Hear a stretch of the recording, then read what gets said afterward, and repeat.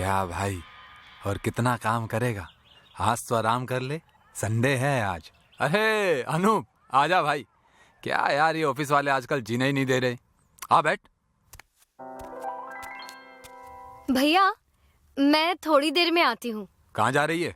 भैया वो कॉलेज खत्म हो गया है ना, तो एक आखिरी बार हम सब लड़कियों ने गेट टुगेदर पार्टी रखी है। कोई जरूरत नहीं है कहीं जाने की। कॉलेज खत्म, बात खत्म। अरे जाने देना यार, पता नहीं फिर कब मिल पाएगी अपनी सहेलियों से। अच्छा ठीक है, जा, पर जल्दी आ जाना। जी भैया। थैंक यू अनूप भैया, बाय। जवान लड़की है यार, क्यों पीछे पड़ा रहता है उसके? थोड़ा स्ट्रिक्ट होना पड़ता है यार। परसों लड़के वाले आ रहे हैं वैसे भी इसे देखने। ये तो अच्छी बात है, लेकिन एक ही लड़का नजर में है या कोई ऑप्शन भी है? हमारी फैमिली में कोई ऑप्शन नहीं होता, एक सही बात होती है और वहीं बात खत्म हो जाती है। अगर किरण नहीं मानी तो उसे मानना ही होगा, इसके अलावा उसके पास कोई दूसरा ऑप्शन नहीं है। क्या रे जानू, तुझसे शादी की बात कही थी मैंने, क्या सोचा तूने? मुझे नहीं करनी शादी, रास्ता छोड़। देख जल्दी से यहाँ बोल दे, समझी क्या? नहीं तो तेरे भाई को जहन्नुम पहुंचा दूंगा मैं। कल तक का टाइम है तेरे पास, चल निकल जा। किरण, किरण। क्या हुआ भैया? तू सहेलियों से मिलने गई थी या उस गुंडे से मिलने गई थी? नहीं भैया, वो मैं। झूठ बोलती है, बस बहुत हुआ तेरा।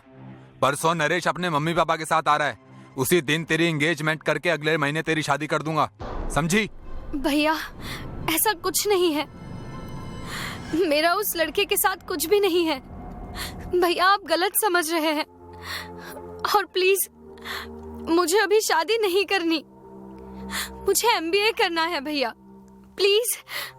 जितनी पढ़ाई करनी थी कर ली, अब जो करना अपने घर जाकर करना। ठीक है, आपको जो समझना है आप समझिए, पर मैं ये शादी नहीं करने वाली, ये तय है। हेलो नरेश, किरण बोल रही हूँ, मैं तुमसे शादी नहीं कर सकती, बाय। किरण,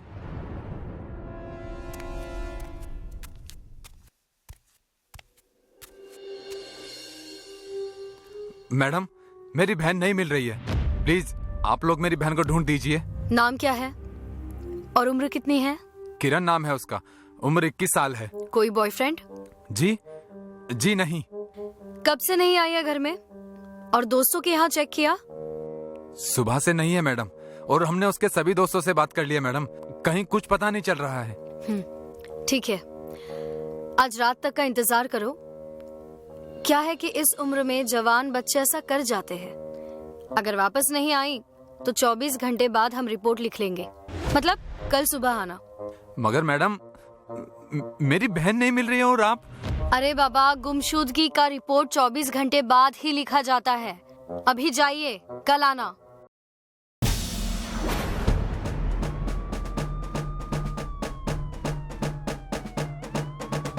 रुको कामिनी, रिपोर्ट लिखो। सर अभी तो 24 घंटे नहीं हुए हैं। मैं सब सुन चुका हूँ, 24 घंटे से घंटा में कोई फर्क नहीं पड़ता, लेकिन एक लड़की के साथ बहुत कुछ हो सकता है। इंस्पेक्टर राठौड़ कुछ भी कर सकता है, एक लड़की को हल्के में नहीं ले सकता। केस दर्ज करो, समझी? जी सर। बोलो। लड़की के फोटो सभी पेट्रोलिंग जीप में सर्कुलेट करो, और सूरज और किरण की सीढ़ियां निकलवाओ जल्दी। आप बहुत फास्ट है सर, आप ये कैसे कर लेते हैं? अपना तो ऐसा ही है। सर पेट्रोलिंग व्हीकल से किरण की रिपोर्ट नेगेटिव है। सूरज और किरण की सीडीआर से कोई हेल्प नहीं मिली है। 2-3 जगह कॉल किया है मैंने, सब नॉर्मल है। 35 घंटे हो चुके हैं, किरण का कोई पता नहीं है। लेट्स गो होम कामिनी। सूरज जी कैसे हैं आप? किरण मिल गई? कहाँ है वो? सॉरी सूरज जी, अभी तक उसकी कोई खबर नहीं है। कुछ सवाल जवाब करने थे। तलवार बहुत पुरानी लग रही है, कहाँ से ली थी?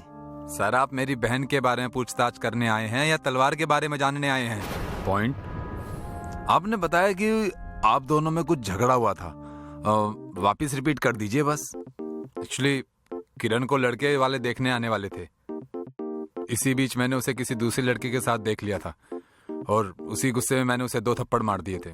2 ही थप्पड़ मारे थे या जान से ही मार दिया था? ये क्या बकवास कर रहे हैं इंस्पेक्टर? किरण बहन है मेरी। डोंट माइंड, शक करना पेशा है हमारा। बाय द वे, वो लड़का कौन था जिसके साथ किरण बात कर रही थी?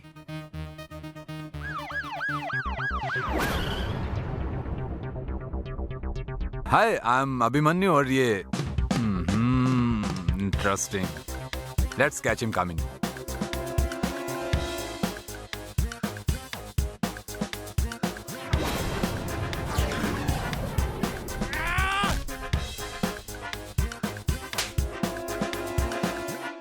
स्टेट चैंपियन हूं रेस में, ऐसे समझे क्या? बोल भोले, बोल तूने क्या किया? सर मुझे तो जब से पता चला कि किरण नहीं मिल रही है तब से मैं भी परेशान हूं। मुझे मार्केट में कुछ लोगों ने किरण के साथ देख लिया था। मुझे लगा कि आप मुझे जेल में डाल देंगे, इसलिए मैं डर के भागा था साहब। ओह, तो तू डर के भागा था। मतलब किरण की गुमशुदगी के पीछे तेरा हाथ नहीं है। ठीक है, जा, पर शहर छोड़कर कहीं मत जाना और जब बुलाऊं दौड़े चले आना। कोई शक? जी sir. Thank you sir. Sir, आपने उसे जाने क्यों दिया? वो झूठ बोल रहा होगा। वो झूठ नहीं, सच बोल रहा था। आपको कैसे पता sir? Because senior inspector Rathore तुम्हारा बॉस है और बॉस हमेशा सही होता है। पॉइंट सर, पर अब क्या करें? ये भी पॉइंट है। तुम एक काम करो, सूरज के घर के आसपास जिस भी गली मोहल्ले में सीसीटीवी कैमरा लगे हैं सबकी डिटेल्स निकालो। वो घर से कब निकली और कहां गई। आई होप लीड मिलेगी। Okay sir. सर, कुछ फुटेज हाथ लगी है।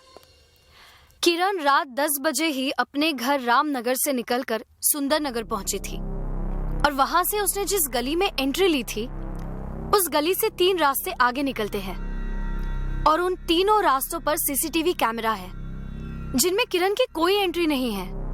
इसका मतलब सर, किरण गली नंबर 1 में ही कहीं है। Good work Kamini. Thank you sir. Suraj को कॉल लगाया जाए। हेलो सर, किरण का कुछ पता चला? अभी तो नहीं, पर जल्द पता चल जाएगा। बट बाय एनी चांस आपका कोई जानकार सुंदरनगर में रहता है क्या? मेरा दोस्त अनूप रहता है। पर क्यों सर? प्रॉपर्टी के रेट पता करने थे। एनीवे, मैं कॉल करता हूं उसे। कामिनी, सूरज का दोस्त अनूप वहां रहता है, उसकी सीडीआर निकालो।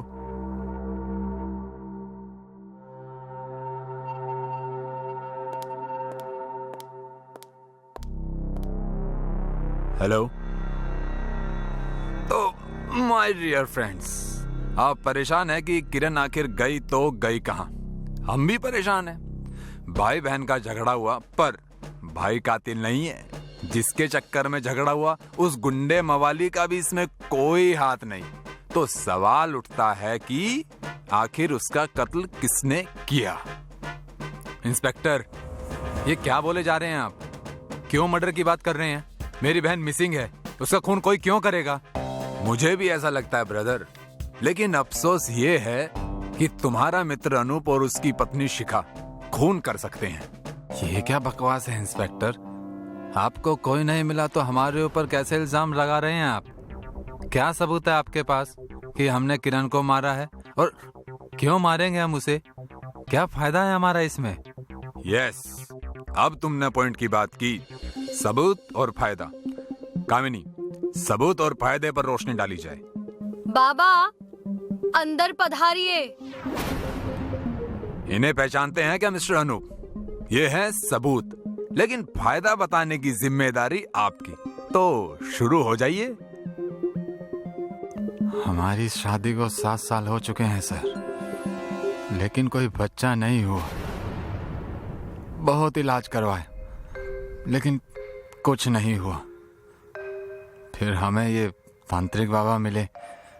इन्होंने हमें एक कुंवारी कन्या का लीवर शिखा को खिलाने के लिए कहा। उस टोटके से संतान की प्राप्ति होना संभव था। हम ये सब नहीं करना चाहते थे, लेकिन बच्चे की तड़प ने हमें खोखला कर दिया था। हम लोग इसी कश्मकश से गुजर रहे थे कि अचानक किरण हमारे घर आ गई। वो मुझसे चाहती थी कि मैं सूरज को समझाऊं कि वो उसे MBA करने दे, लेकिन उसके यूं अचानक आने से हमें अपने काम के लिए वही शिकार महसूस होने लगी। इसलिए हमने उसे मारकर उसका लीवर निकाल लिया। लेकिन सर हिम्मत नहीं हुई खाने की। फिर हमने उसकी लाश के छोटे छोटे टुकड़े करके उसे नदी में बहा दिया। साले कमीने, तूने मेरी बहन को मार डाला। भूल गया वो तेरी भी बहन थी। राखी बांधती थी तुझे वो। खुद को संभालो ब्रदर, छोड़ दो इसे। इनकी तो सेवा हम करेंगे राखी बांध कर। अब जेल में सड़ना तुम दोनों जिंदगी भर। ले जाओ इन्हें। आप घर जाइए, मैं बॉडी पार्ट्स कलेक्ट करने के बाद आपसे कांटेक्ट करता हूँ। वाह सर, मान गए आपके दिमाग को। अपना तो ऐसा ही है। बट सर एक सवाल है, अगर शिखा लिवर खा लेती तो क्या सच में वो प्रेग्नेंट हो जाती? क्या जाहिलों वाली बात कर रही हो? लीवर खाने से कोई प्रेग्नेंट होता है क्या? ये अंधविश्वास है। इसलिए विश्वास और अंधविश्वास को समझो और सतर्क रहो। जय हिंद, जय भारत।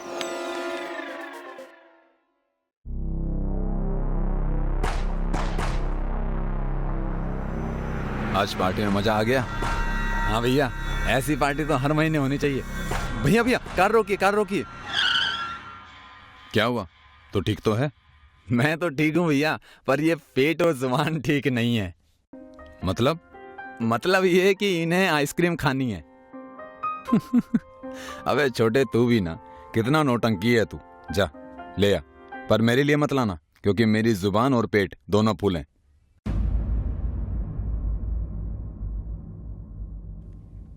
चलो भैया।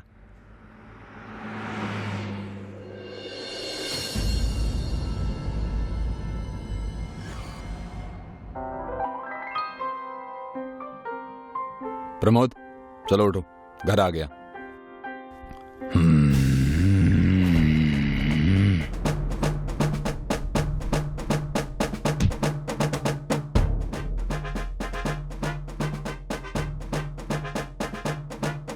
पागल हो गया है क्या तू? धक्का क्यों मारा? ये क्या कर रहा है प्रमोद? होश में तो है तू? छोड़ मुझे, छोड़। Hello doctor Mohini. मैंने इसे इंजेक्शन दे दिया है, सुबह तक ठीक हो जाएगा। मगर इसे हुआ क्या है डॉक्टर?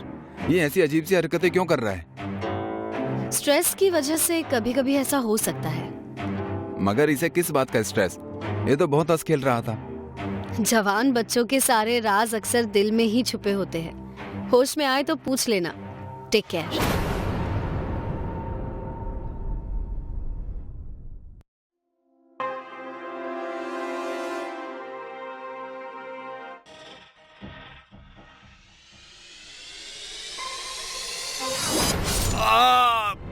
प्रमोद, तुम्हें क्या हो गया है? क्यों मारना चाहते हो मुझे? Hello police.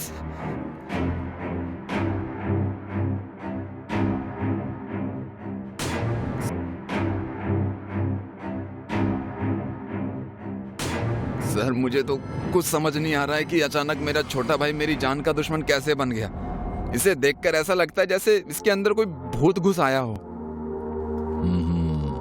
आप जरा खुलकर डिटेल में बताएंगे कि कल रात हुआ क्या था?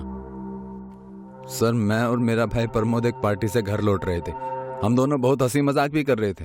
रास्ते में प्रमोद को आइसक्रीम खाने का मन हुआ तो टेकरी मोड़ के पास एक ठेले वाली से उसने आइसक्रीम लेकर खाई थी। उसके बाद हम सीधा घर ही पहुंचे थे और तब से मुझे मारने के लिए दौड़ रहा है।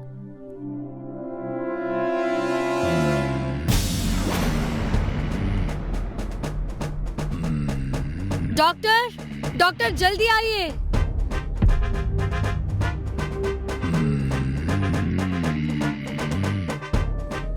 डॉक्टर, क्या हुआ है इसे?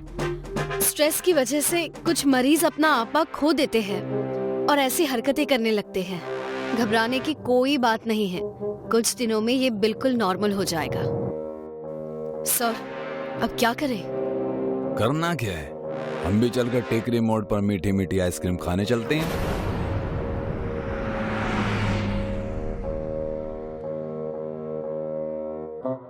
लगता है यही वो ठेला है। आओ, ध्यान से, बी अलर्ट। अम्मा जी, ये जो बाहर आइसक्रीम का ठेला है, ये आपका ही है? जी, मेरा ही है। क्या हुआ साहब? नहीं, वहां तो कुछ नहीं, पर देखते हैं आगे क्या होता है। मैं समझी नहीं बेटा। समझे तो अभी तक हम भी कुछ नहीं है। आप बस हमारे इन दोनों प्यारे प्यारे गुलगुले कांस्टेबल को 2-4 मिक्स आइसक्रीम खिला दीजिए। और हाँ, टेंशन मत लीजिएगा, पुलिस वाला होने के बावजूद हम फ्री में कुछ नहीं खाएंगे, पैसे देंगे। कल आएगा साहब, अभी दुकान बंद हो चुकी है। अम्मा, हम यहाँ मजाक करने नहीं आए हैं, चलिए लगाइए 2 प्लेटें।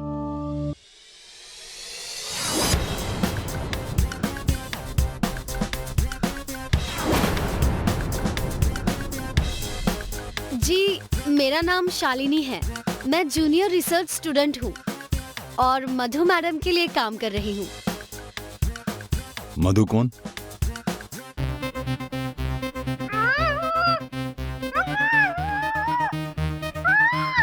ये कौन सी जगह है? बेसमेंट है सर, आइसक्रीम स्टोर के लिए। कोई चूहा होगा। कामिनी, एक थप्पड़ दो इसे। ये थप्पड़ काम के वक्त राठौर को चूहों से डराने के लिए।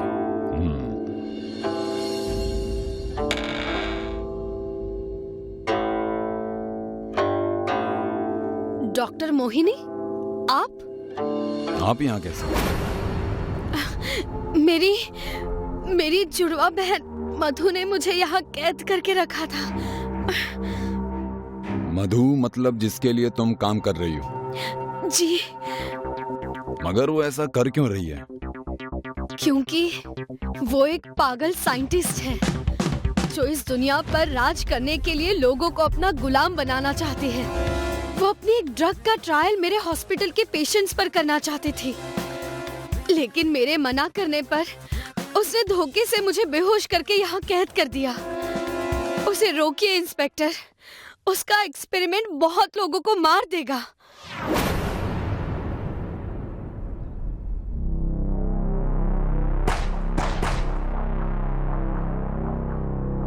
इस सब्जेक्ट ने तो ड्रग को रिजेक्ट कर दिया, अब देखें ये कैसा रिएक्ट करता है। रुक जाओ। इंस्पेक्टर, आप? क्या हुआ? आप ऐसे? कामिनी, जस्ट चेक, दोनों ठीक तो हैं? सर, मुकुल जिंदा है। Sir, Pramod is dead. ये क्या बकवास कर रहे हैं आप लोग?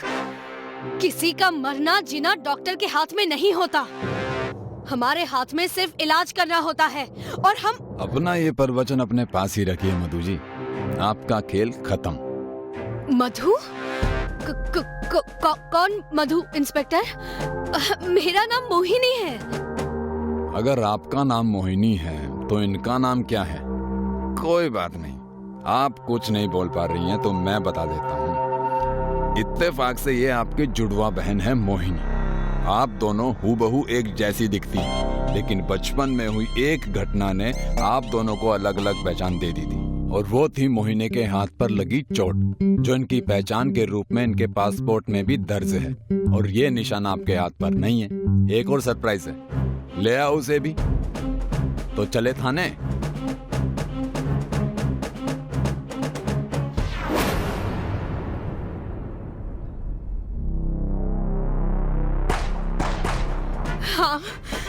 हाँ, मैंने ही अपनी बहन को कैद किया था। वो बहन ही कैसी जो बहन को आगे बढ़ने से रोके। लेकिन मेरे फॉर्मूले में बहुत ताकत है इंस्पेक्टर। अगर तुम साथ दो तो हम सब मिलकर इस दुनिया पर राज करेंगे। I promise. प्रमोद की तरह 5-6 लोगों के शहीद होने से हमें ही फायदा होगा। बिलीव मी, मैं बहुत बड़ी जीनियस हूँ। सच में, बिलीव मी, मैं बहुत बड़ी जीनियस हूँ। तुम जीनियस नहीं पागल हो और तुम्हारा ये एक्सपेरिमेंट इंसानियत के खिलाफ है। तुम्हें पक्का फांसी होगी, फांसी। कामिनी, इसे प्रसाद दो। जी सर।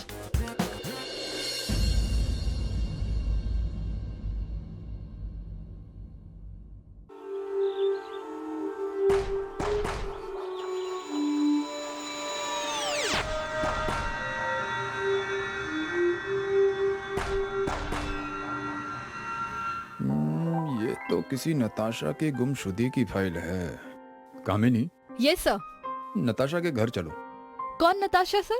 ये 6 महीने पहले गायब हुई थी, मेरी ज्वाइनिंग से पहले।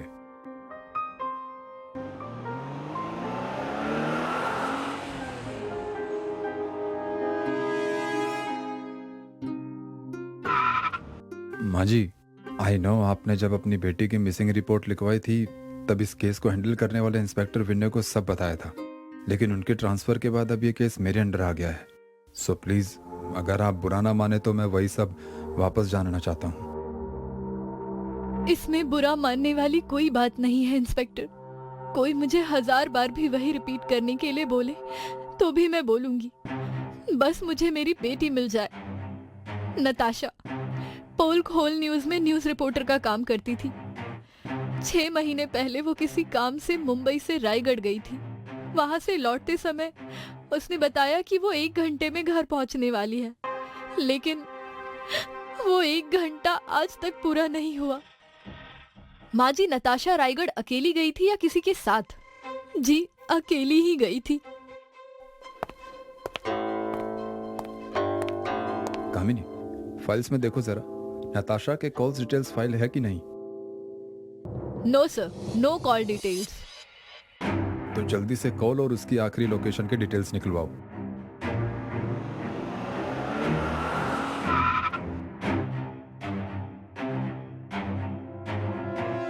सर, नताशा की सीडीआर की कॉपी आ चुकी है, जिसमें उसकी लास्ट लोकेशन NH10 हाईवे है। और सर, 1 नंबर पर उसकी सबसे ज्यादा बात हुई है, जो नताशा के ऑफिस कलीग अयान का है। गुड, तुम इस आर्यन के भी सीडीआर और लास्ट लोकेशन भी निकलवाओ। Yes sir.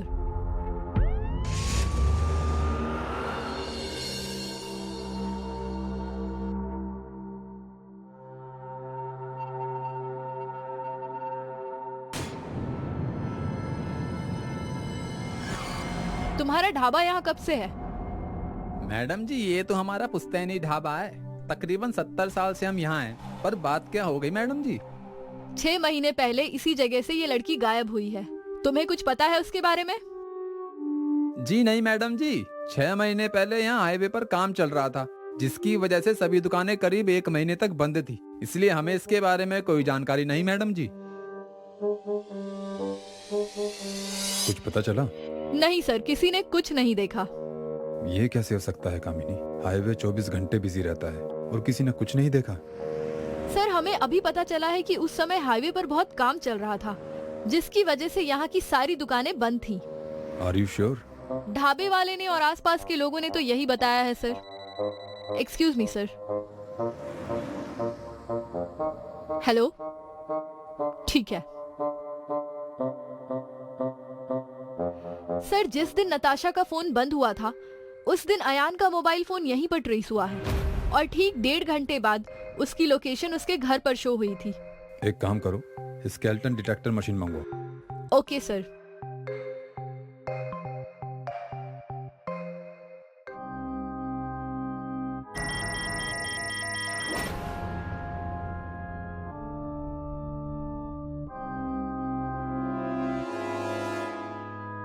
सर, यहाँ कुछ है।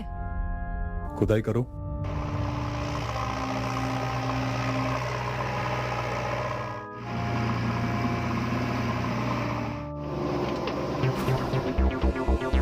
कामिनी, सारे सबूत और कंकाल को फोरेंसिक भिजवाओ और पता करो कि ये कंकाल नताशा का है या किसी और का।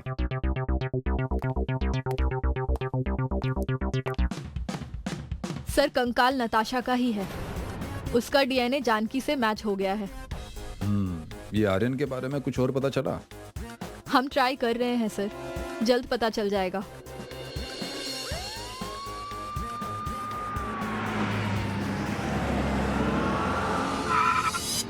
सर, नताशा की जाने के बाद अयान भी ऑफिस छोड़कर कहीं चला गया। जिया जी, आपके पास उसका कोई एड्रेस या फोन नंबर है? जी नहीं, ऑफिस छोड़ने के बाद ही उसका नंबर बंद है और जहाँ वो रहता था वहाँ है भी नहीं। मैं एक बार अप्रोच कर चुकी हूँ। उसकी कोई फोटो? हाँ सर, फोटो है, 1 मिनट।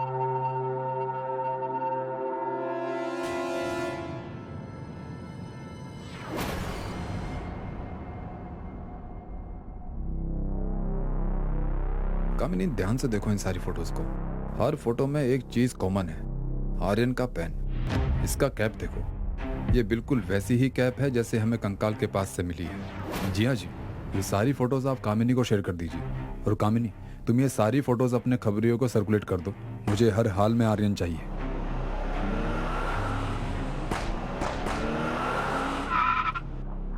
सर, अयान का पता चल गया है। वो यहाँ से 300 किलोमीटर दूर सोनापुर जिले के इस घर में छुपकर बैठा हुआ है। इस आर्यन के अब छुपने छुपाने के दिन खत्म हुए।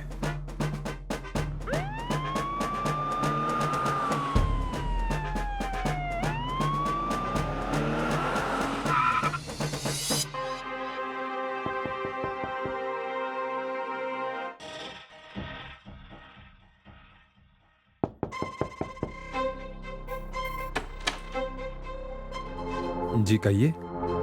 मैं इंस्पेक्टर राठौर।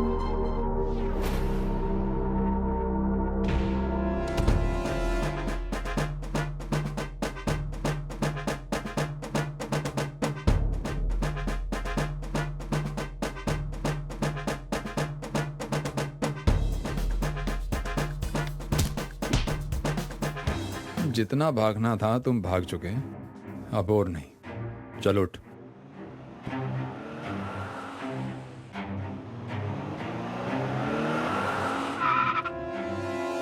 सर, मैंने कुछ नहीं किया। देखो आर्यन, अब झूठ बोलने का कोई फायदा नहीं। तुम्हारे खिलाफ हमारे पास पर्याप्त सबूत है।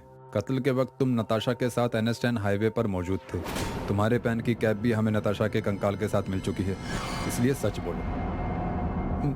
पोल खोल न्यूज चैनल के साथ काम करते हुए मैंने पैसों का गबन किया था, जो नताशा को पता चल गया। वो पैसा लौटाने के लिए कहने लगी, लेकिन मैं वो पैसा क्रिप्टो करेंसी में डुबो चुका था। मगर मैंने उसे प्रॉमिस किया था कि मैं जल्द ही पैसों का अरेंजमेंट कर लूंगा, लेकिन कर नहीं पाया। उसे समझाने के इरादे से मैं उसे मुंबई से बाहर ले गया। वो समझने के लिए ही तैयार नहीं हुई। मुझे कंपनी का पैसा लौटाने के लिए थोड़ा और समय चाहिए था, लेकिन वो मुझे और समय देने के लिए तैयार नहीं हुई। इसी बात को लेकर हमारी लड़ाई हो गई और मैंने गुस्से में आकर उसका गला दबाकर मार दिया। उस रात NH10 हाईवे पर चल रहा काम बंद था, तो मजदूरों के ना होने का फायदा उठाकर मैंने नताशा को वहीं रोड पर ही दफन कर दिया। लेकिन तुम्हारे न्यूज चैनल ने तो पैसों की चोरी के लिए कोई रिपोर्ट फाइल नहीं की। कंपनी छोड़ने से पहले मैंने सारी एंट्रीज बदल दी थी, जो ऑडिट में ही पकड़ी जा सकती हैं, और ऑडिट नेक्स्ट फाइनेंशियल ईयर आने पर ही होता है। ये तो मेरी बदकिस्मती है कि आप आज आ गए। अगर कल आते तो मैं अमेरिका शिफ्ट हो चुका होता, कभी हाथ नहीं आता। हर अपराधी यही सोचता है कि वो बच जाएगा, लेकिन वो ये भूल जाता है कि कानून के हाथ बड़े लंबे होते हैं। तुम अमेरिका तो क्या पाताल भी चले जाते तो ये राठौर तुम्हें वहां से भी पकड़ लाता। अब उम्र भर जेल को एंजॉय करो। सर, आपने डायलॉग बहुत पुराना मारा था, कानून के हाथ बहुत लंबे होते हैं। वैसे सच कहूं सर, तो मुझे लगा ही नहीं था कि ये केस सॉल्व होगा, लेकिन आपने बॉडी और खूनी दोनों को ढूंढ निकाला। आप सच में कमाल हैं। अपना तो ऐसा ही है। इंस्पेक्टर साहब, हमारी बेटी नेहा गायब हो गई है। सर प्लीज हमारी बेटी को ढूंढ लाइए। घबराइए मत, बताइए क्या हुआ। सर, मैं शालिनी वर्मा, एक टीचर हूँ, और ये मेरे पति विनायक वर्मा। सर, जब मैं स्कूल से घर आई तो घर पर ताला लगा था, पर घर के बाहर नेहा की सैंडल थी और अंदर उसका कॉलेज बैग था। उसकी फ्रेंड से पूछने पर पता चला कि आज क्लास जल्दी खत्म हो गई, तो दोनों जल्दी घर आ गए। पर नेहा का कुछ पता नहीं चल रहा। उसका बैग बताता है कि वो घर आई थी, लेकिन उसके सभी शूज और सैंडल बाहर शू रैक में ही हैं। तो नंगे पैर कहाँ चली गई? हम बहुत परेशान हैं सर, प्लीज ढूंढिए उसे। सर, उसका फोन भी बंद है। तो ये बात है। चिंता मत कीजिए, ये सब हम देख लेंगे। कामिनी जी, इनकी FIR तो लिखिए। आइए आप दोनों।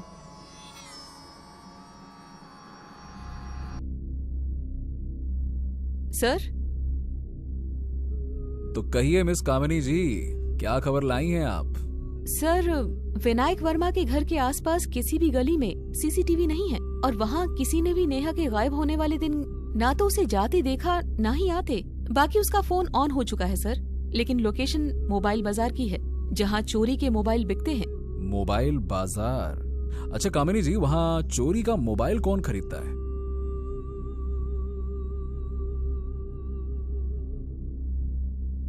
सॉरी सर, अगर पता होता तो मैं ये मोबाइल लेता ही नहीं। अरे बेटा ये बता, कौन था वो? कोई नया ही था सर, पहले कभी देखा नहीं, पर उसकी शक्ल याद है मुझे।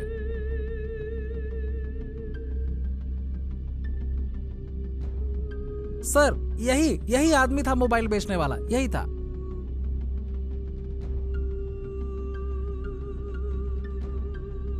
नो सर, हमने इसे कभी नहीं देखा। लेकिन ये है कौन इंस्पेक्टर साहब? ये वो महाशय हैं शालिनी जी, जिन्होंने नेहा का मोबाइल चोर बाजार में एक शॉपकीपर को बेचा था। मम्मी पापा, नेहा का कुछ पता चला? नहीं बेटा।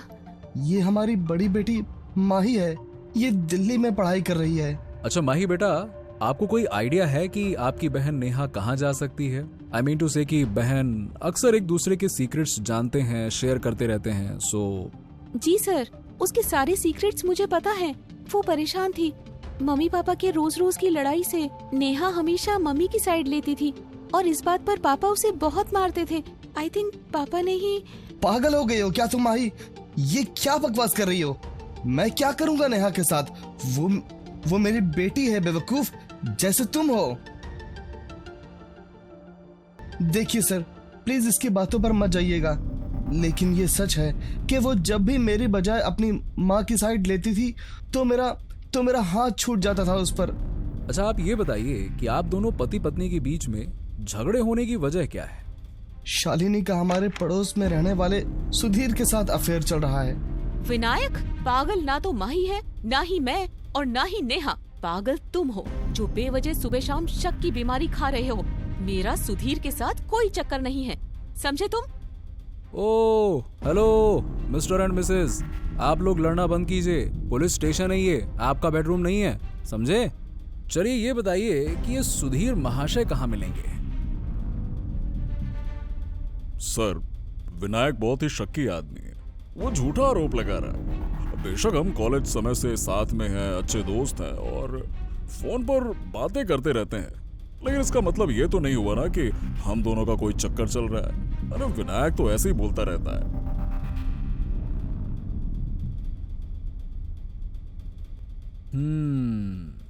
अच्छा, जब नेहा गायब हुई उस वक्त आप कहाँ थे?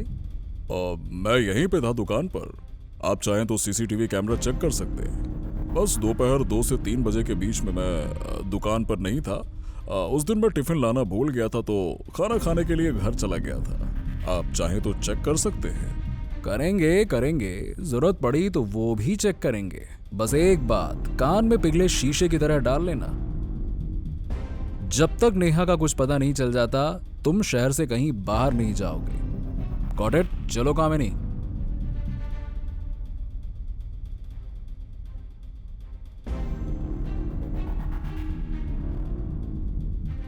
कामिनी जी, नेहा के CDR का क्या हुआ? वही चेक कर रही थी सर। कुछ मिला? कोई दीपक नाम का लड़का है जिसके साथ नेहा की अक्सर बात होती थी, लगभग रोजाना। शर्मा कोरियर में काम करता है।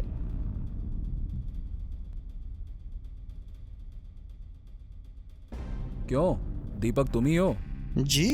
तो भैया दीपक जलाने दुकान क्यों नहीं गए?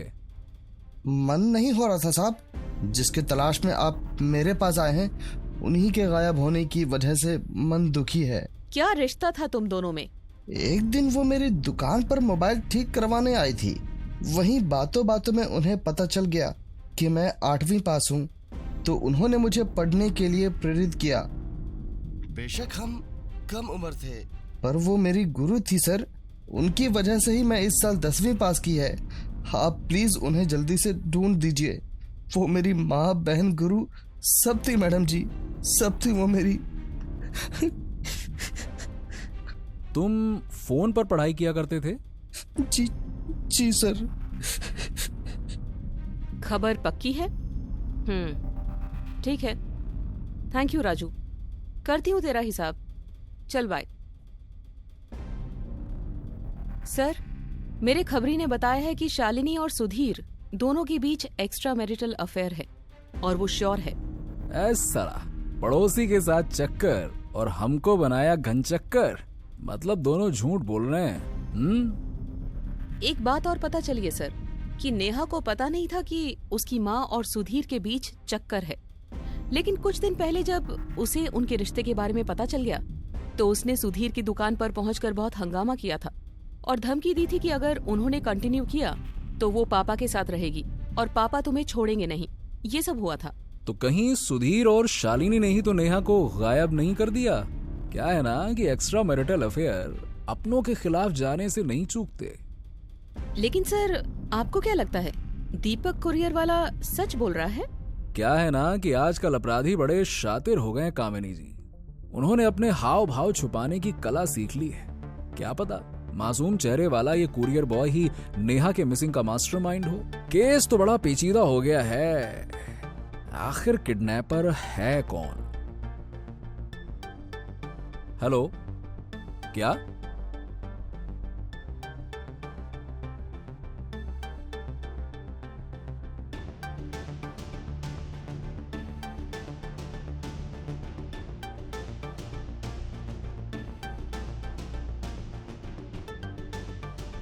कामिनी जी, इसे फॉरेंसिक लैब भिजवाइए अब।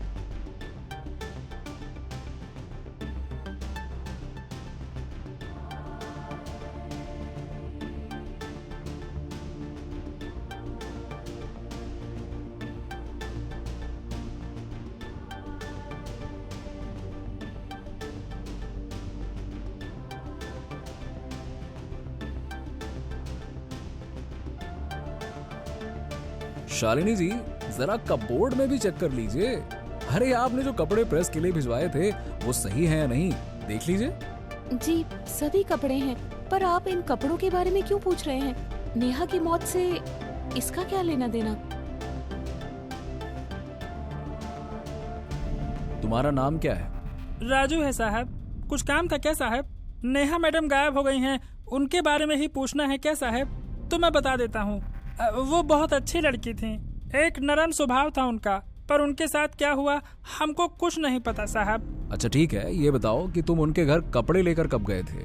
4 तारीख को गए थे साहब।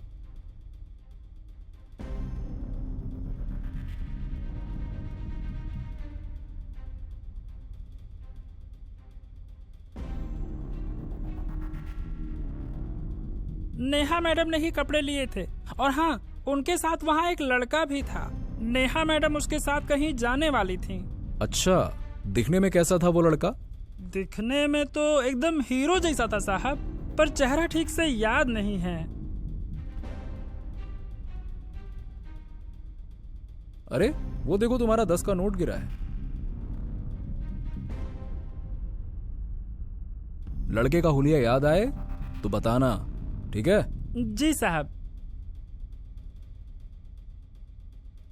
कामिनी, मेरे लेफ्ट साइड वहां पार्क के कोने पर एक प्रेस वाला है, देखो तो वो इधर ही देख रहा है क्या? जी सर, पर हुआ क्या?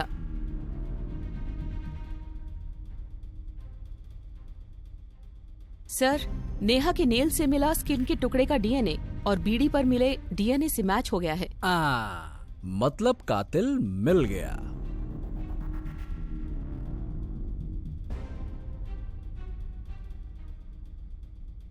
ओह भैया राजू बेटा, बस बहुत कपड़े प्रेस कर लिए, जो बचे हैं ना उन्हें जेल में प्रेस करना।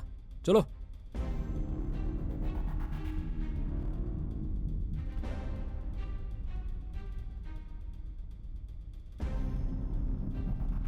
रुक जाओ विनायक, अगर तुमने राजू को कुछ भी करने की कोशिश की तो मुझे मजबूरी में गोली चलानी पड़ेगी। मुझे मत रोको इंस्पेक्टर, मुझे पता चल चुका है कि इस दरिंदे ने ही मेरी बेटी को मारा है। इसे इसकी पाप की सजा मैं देख कर रहूंगा। देखिए विनायक जी, आप पर क्या बीत रही है मैं बिल्कुल समझ सकता हूँ, लेकिन प्लीज कानून को अपने हाथों में मत लीजिए। नेहा को तो हम बचा नहीं सके, लेकिन आपकी पत्नी और आपकी एक बेटी भी तो आपके साथ है ना। अगर आप जेल चले गए तो इनका क्या होगा? बात को समझिए, फेंक दीजिए चाकू, इसे कानून सजा देगा, मैं दिलवाऊंगा।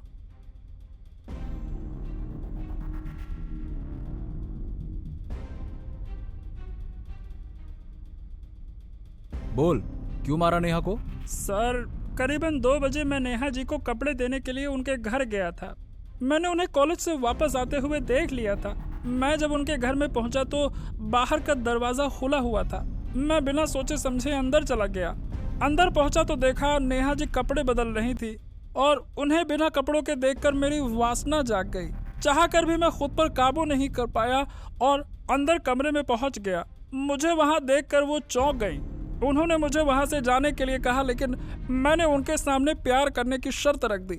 ये सुनते ही उन्होंने मुझे थप्पड़ मार दिया। बस यहीं से मैं गुस्से से भर गया साहब, और उसी गुस्से में मैंने उसका गला दबा दिया। उसके मरते ही मैं डर गया और कपड़े रैक में रखकर बॉडी बॉक्स में डाल दी और बाहर से ताला लगाकर भाग गया साहब, जिससे ऐसा लगे कि वहां कोई आया ही नहीं था।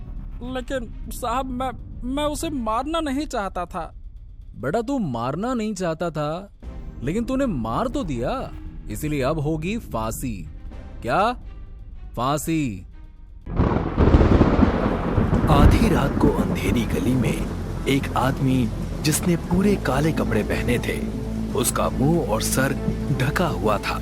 सामने एक दूसरा आदमी था जो बहुत घबराया हुआ था और वो सामने वाले आदमी से अपनी जान की भीख मांग रहा था।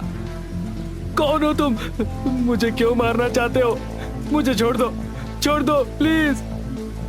मास्क वाले आदमी ने उस पर गोली चलाई और उसे मार दिया। नैना की नौकरानी घर में आती है और साफ सफाई करने लगती है।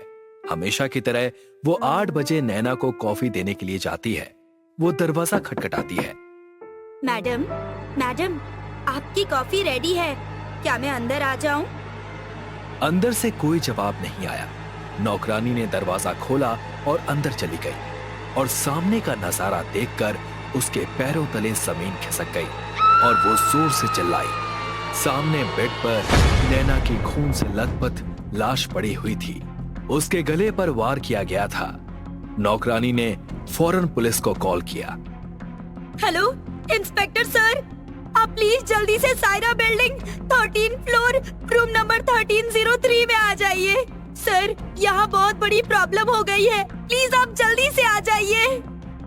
लेकिन हुआ क्या है, ये तो बताइए। यहाँ नैना मैम की लाश पड़ी है सर। इंस्पेक्टर राठौर कामिनी के साथ स्पॉट पर पहुंचे। सामने जब देखा तो वहां फेमस सिंगर नैना की लाश पड़ी हुई थी। उसका गला कांच की धार से कटा हुआ है, आसपास खून पड़ा हुआ है। जिस टूटी हुई कांच की बोतल से उसका गला काटा गया था, वो भी वहीं साइड में पड़ी हुई थी। कामिनी ने घर की पूरी तलाशी ली। उसे तिजोरी भी खुली हुई दिखाई दी। उसने इंस्पेक्टर राठौर को आवाज दी। राठौर सर, प्लीज यहाँ आइए। क्या हुआ कामिनी? ये देखिए सर, अलमारी खुली हुई है और चाबी भी वहीं पर है। क्या इसका ये मतलब है कि पैसे के लिए खून हुआ है? सामने जो चीजें नजर आ रही थी, उससे तो यही लग रहा था कि ये खून चोरी के इरादे से किया गया है। लेकिन तभी इंस्पेक्टर राठौर की नजर लॉकर में लगी चाबी पर गई। वो चाबी अंदर की ओर से लगी हुई थी। ये बात कामिनी और इंस्पेक्टर राठौर को बहुत अजीब लगी। उन्होंने नैना की नौकरानी से पूछताछ की कि अगर नैना की मौत हो चुकी थी तो वो घर के अंदर आई कैसे? सर, मेरे पास इस घर की दूसरी चाबी भी रहती है। मैडम अपने काम की वजह से अक्सर घर देर से आती थी, इसीलिए सुबह जल्दी उठ नहीं पाती थी। नौकरानी ने बताया कि नैना मैम सुबह सुबह डिस्टर्ब ना हो, इसलिए नैना ने उसे घर की दूसरी चाबी दी थी ताकि वो अपना काम चुपचाप आकर कर सके। नौकरानी सुबह 7 बजे आती है। 8 बजे अपना काम पूरा करने के बाद वो मैम को कॉफी देकर उठाया करती थी और रोज की तरह ही आज सुबह भी वो कॉफी लेकर आई थी। नैना की लाश को पोस्टमार्टम के लिए भेज दिया गया और उसके फ्लैट को क्राइम स्पॉट होने की वजह से बंद कर दिया गया। अब वहां पर किसी को जाने की इजाजत नहीं थी। अगले दिन कामिनी और हवलदार लालू पटेल नैना के घर गए। बिल्डिंग के एंट्री बुक में उन्होंने नैना के साथ साथ राहुल नाम के लड़के की भी एंट्री देखी। वॉचमैन से पूछताछ करने के बाद वॉचमैन ने बताया कि कुछ दिनों से नैना मैम और राहुल सर साथ में ही आते थे। नैना मैम राहुल सर के साथ काम करती थी। मैडम जी, अब ये राहुल कौन आ गया बीच में? और नैना उसके साथ अगर काम करती थी तो उसके मर्डर के बाद वो आया क्यों नहीं? हमका तो कुछ भी समझ में नहीं आ रहा। ये भी बहुत जल्दी पता चल जाएगा। तुम एक काम करो, इस राहुल के बारे में इंफॉर्मेशन निकालो। Good morning madam ji. Good morning. कहो, क्या खबर लाए हो? लालू हवलदार ने कामिनी को राहुल की तस्वीर और उसका एड्रेस दिया। कामिनी ने इंस्पेक्टर राठौर को इन्फॉर्म किया और राहुल से मिलने उसके घर गई। राहुल के घर पर जाकर उन्होंने देखा कि राहुल नैना की तस्वीर हाथ में लिए फूट फूट कर रो रहा था। तुम ऐसे कैसे मुझे छोड़कर चली गई नैना? तुमने तो मुझसे वादा किया था ना कि तुम हमेशा मेरे साथ रहोगी। कामिनी और हवलदार लालू पटेल राहुल की बातें सुनकर दंग रह गए। कामिनी ने राहुल से पूछताछ की। तब राहुल ने बताया, सर, नैना और मैं एक पब में मिले थे। मैंने उसे अपने साथ गाने का ऑफर दिया था और उसने एक्सेप्ट भी किया था। हम साथ में काम भी कर रहे थे। मुझे नैना पसंद आने लगी थी। उसकी मौत के एक दिन पहले ही मैंने उसे प्रपोज किया था और वो इस बात से भी बहुत खुश थी। हम दोनों एक दूसरे के साथ अपनी जिंदगी बिताना चाहते थे। हम दोनों का प्रोफेशन भी एक ही था। मैं जानता था कि आगे चलकर नैना मुझे हम दोनों के करियर के लिए बहुत सपोर्ट करेगी। जिस रात नैना का मर्डर हुआ, उस रात तुम भी उसके साथ ही थे ना? हाँ मैम, हम साथ में ही थे। रात के तकरीबन 12:30 बजे मैंने उसे उसके घर पर छोड़ा और मैं वहां से निकल आया। उसके बाद क्या हुआ मुझे कुछ नहीं पता। जब कामिनी ने राहुल से किसी पर शक होने की बात कही तो राहुल ने साफ मना कर दिया। राहुल की बात सुनकर कामिनी और लालू पटेल दोनों दंग रह गए। राहुल ने कामिनी से नैना के घर जाने की इजाजत मांगी और वजह पूछने पर राहुल ने बताया कि नैना के घर में एक गिटार है जो नैना और राहुल के प्यार की आखिरी निशानी है और वो उस गिटार को वापस चाहता है, लेकिन कामिनी ने उसे मना कर दिया। मैडम जी, हमको नहीं लगता कि राहुल ने कुछ किया होगा। वो बेचारा तो उसकी तस्वीर के सामने फूट फूट कर रो रहा था। बेचारे का बीवी बनने से पहले ही मर गई। कामिनी ने इंस्पेक्टर राठौर को सारी बातें बताई। कामिनी, कोई तो है जिसने खून होते देखा है। मतलब मैं समझी नहीं सर, कौन और कैसे? जो अलमारी में छुपा हुआ था उसने खून होते हुए देखा है। केस की छानबीन शुरू थी लेकिन कोई सुराग हाथ नहीं आ रहा था। वक्त बीतता जा रहा था और आखिरकार पुलिस के हाथ एक सुराग आ गया। उसके जरिए पुलिस के हाथों वो चोर लग गया जिसने उस दिन चोरी की थी। बोलो, क्यों मारा तुमने नैना को? मैंने किसी को नहीं मारा। मैंने किसी को नहीं मारा सर। मैं तो वहां गया ही नहीं सर, और जब मैं गया नहीं तो किसी का खून कैसे कर सकता हूँ? कामिनी ने बबलू को सीसीटीवी फुटेज दिखाई जिसमें बबलू पीछे के रास्ते से इमरजेंसी गेट खोलकर अंदर गया था। ये सब देखने के बाद बबलू ने बताया कि वो चोरी करने के लिए वहां गया था। उसने कबर्ड भी ओपन किया था लेकिन उसी वक्त किसी के अंदर आने की आवाज उसे सुनाई दी, इसीलिए वो कबर्ड में ही छुप गया और चाबी अंदर से लग गई। जब मैं बाहर निकला तो नैना का खून ऑलरेडी हो चुका था। मैं घबरा गया और वहां से भाग गया। पुलिस को बबलू पर शक तो था लेकिन कोई ठोस सबूत न होने के कारण उसे छोड़ दिया गया। लालू पटेल, अपने कुछ आदमियों को काम पर लगाओ बबलू पर नजर रखने के लिए। 2 दिन बाद कामिनी को एक और मर्डर की खबर मिली। कामिनी जब स्पॉट पर पहुंची तो वहां उसने बबलू की लाश पाई और आईने पर लिखा था आई डिड इट। नीचे एक लिफाफा भी था जिसमें लिखा था कि नैना का खून मैंने ही किया है और इस बात से मैं बहुत गिल्टी फील कर रहा हूं, इसलिए मैं अपनी जिंदगी खत्म कर रहा हूं। कामिनी ने इंस्पेक्टर राठौर को कॉल किया और स्पॉट पर बुलाया। इंस्पेक्टर राठौर ने सारी बातों की छानबीन की। मिले हुए सबूतों के आधार पर यह साबित हो रहा था कि नैना का खून बबलू ने ही किया है। मिले हुए एविडेंस की वजह से इंस्पेक्टर राठौर को यह केस क्लोज करना पड़ रहा था। लेकिन इंस्पेक्टर राठौर को यह बात कुछ हजम नहीं हो रही थी कि बबलू ने नैना को मारा है, और फिर कुछ दिनों के बाद जिसने पहले खून किया फिर खुद को ही मार डाला। क्या ये मर्डर मिस्ट्री इंस्पेक्टर राठौर और उनकी टीम सुलझा पाएगी?